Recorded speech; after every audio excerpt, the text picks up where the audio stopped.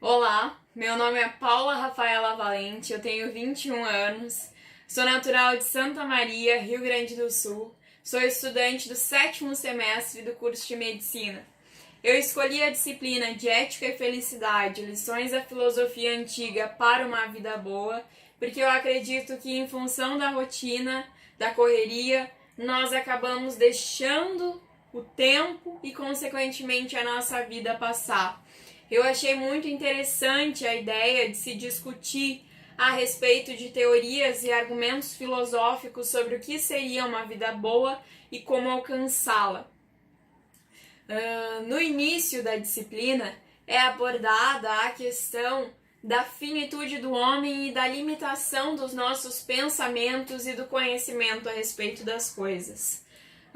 Hoje em dia nós somos bombardeados por coaches e milhares de pessoas que se dizem mestres em determinados assuntos, dispostas a ensinar outras pessoas e sugerir modos de se viver, e com solução para os mais variados problemas que se possam ter. Entretanto, conforme Sócrates dizia, mais sábio seria o homem que reconhece o seu não saber. Tem uma frase do Isaac Newton que exemplifica muito bem essa situação, onde ele diz: o que nós conhecemos é uma gota, o que nós ignoramos é um oceano. Para Sócrates, seria no pensamento reflexivo, na busca pela razão, que o homem se diferencia dos animais. O pensamento também seria proporcionador do bem, já que, segundo ele, ninguém erra porque quer, mas erra por falta de conhecimento do que seria o certo. Então, se a pessoa busca conhecimento, isso poderia contribuir, seria uma forma de conduzir a um melhor viver, digamos assim. Quando conversamos sobre Platão, a gente fala sobre as várias formas de amor e as suas definições. Tem o amor eros, ágape, filia. É exposta aqui a ideia de Fedro. Fedro dizia que é o amor eros que torna o homem desejoso de se tornar honrado e virtuoso. Para Aristófanes, ele utiliza o mito do andrógeno para dizer que nós somos seres incompletos em busca da nossa cara metade. E aqui, como exposto por Platão, Sócrates diz que o amor, eros, nada mais é que o desejo por aquilo que a gente ainda não tem, desejo de possuir algo. O amor filia é também abordado por Aristóteles no livro Ética Nicômaco, no qual ele diferencia o amor filia do amor eros, porque o amor eros seria decorrente da ilusão que nós temos em relação ao ser amado, e ele é o desejo do que não se tem. Então, quando a gente passa a atingir aquilo, esse amor acaba, se esgota rapidamente. E o amor filia, ele diz que é diferente do eros, porque não é decorrente da ilusão que nós criamos em relação ao outro, mas é em quem de fato o outro é, e do prazer que a presença dele nos proporciona. Esse amor, filia, seria um amor que não teria um fim de frustração, segundo ele. Para Aristóteles, o homem se constitui a partir das relações e a ética se desenvolvem com o hábito. O homem se torna bom com a prática. A virtude vem do hábito de ser virtuoso. A ideia de que a felicidade é construída ao longo da vida, que a eudaimonia seria a vida na qual se faz aquilo que se gosta, ou quando se está no fim natural, se a pessoa pratica o que seria o fim natural dela, ela está no seu lugar natural. A felicidade seria uma vida boa e uma boa ação, onde se encontra a ataraxia, a serenidade, tranquilidade de espírito. As ações deveriam ser equilibradas, existe o conceito de mediania, não é no excesso e nem na ausência, mas é no meio termo que se encontra o modo de ação desejado que proporcionaria uma vida boa, digamos assim. No helenismo, a gente percebe o surgimento de escolas de pensamento de forma resumida.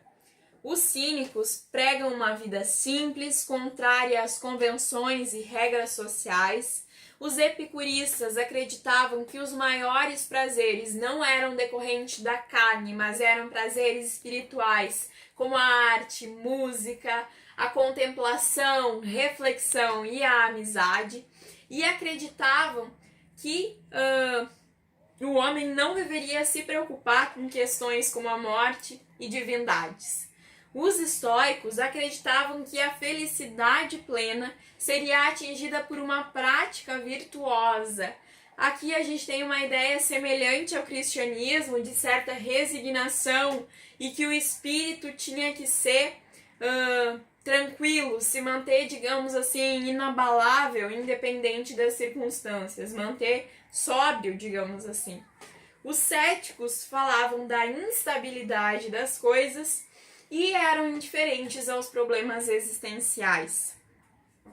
Quando pensamos em ética, a gente pode dizer que a ética é o cuidado de si, o cuidado do outro, o cuidado do ambiente. São valores universais que regem o comportamento humano e variam de acordo com a cultura de cada sociedade. Conforme Aristóteles, o que a gente já falou, a ética é uma construção, não se nasce ético. A prática pode tornar o homem bom. Quando pensamos em moral, ela é um conceito mais subjetivo, são preceitos que regem as nossas ações e ela é independente de uma força ou de um olhar externo. Ela seria a ideia que a gente tem, independente de quem está olhando, independente da força coercitiva que está sendo aplicada sobre nós. Na Idade Média, ela estava relacionada com a lei de Deus. E a felicidade seria encontrada na vida eterna para aqueles que abrissem mão dos pecados e obedecessem a Deus. As revoluções históricas e o iluminismo contribuem para o surgimento de um pensamento mais racional. Nos dias de hoje, na pós-modernidade, a felicidade está mais relacionada ao bem-estar e a moral, infelizmente, se tornou algo mais subjetivo. Colocar a felicidade em questões como poder, dinheiro e amor não são capazes de suprir a necessidade, a expectativa de felicidade que a gente tem. São ilusões e geram uma sensação de insatisfação após serem alcançadas. Segundo Schopenhauer, a felicidade seria ilusória e a dor, sim, seria real. Se a gente levar isso em consideração, a gente pode pensar que então seria proveitoso administrar o momento de dor, ter sabedoria no tempo difícil. Quando observamos a psicologia positiva, percebemos que a felicidade muitas vezes precede o sucesso e marcadores de prosperidade em diversas áreas. A psicologia positiva estabelece alguns pontos para a gente ser mais feliz. Devemos mudar a forma como vemos as coisas, identificar oportunidades mesmo em meio às dificuldades, delimitar metas mais simples inicialmente, reformular fatores que podem atuar como um obstáculo para a mudança, investir em capital social, afinal ninguém consegue sozinho, é muito melhor quando temos alguém ao nosso lado.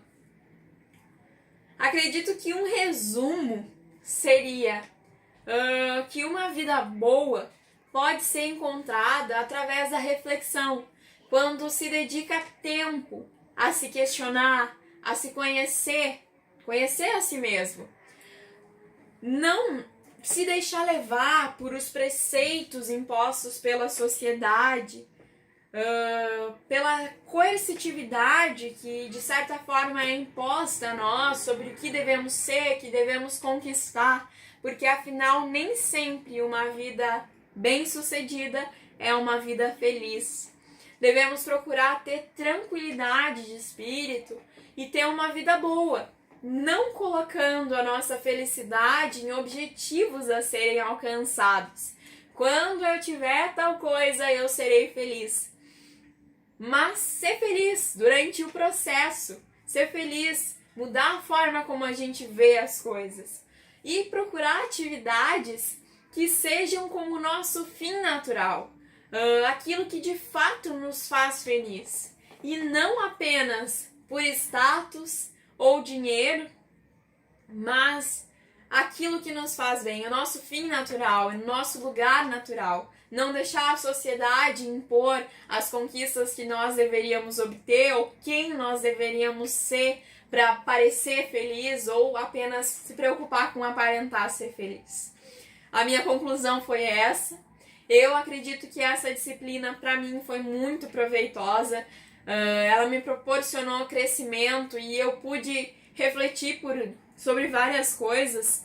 Eu acredito que a questão de não se deixar levar pelas coisas que nos impõem e se propor a pensar por si mesmo. Deixa eu me conhecer, saber quem eu sou, o porquê que eu estou agindo de tal forma, foi muito boa para mim. Mudou de certa forma coisas que eu estava pensando, me proporcionou crescimento, digamos assim. Com certeza eu indicaria essa disciplina. Eu acredito que todas as pessoas que têm disponibilidade de fazer essa disciplina, que estão à procura de uma disciplina extracurricular, essa é uma disciplina muito boa, porque ela não é a respeito só de um conteúdo, como a gente costuma ver nos nossos cursos, o pessoal que vem de outros cursos, algum assunto em específico, mas ela aborda questões sobre a nossa vida e, de certa forma, nos dá um crescimento, nos questiona sobre coisas que são profundas ou importantes para nós.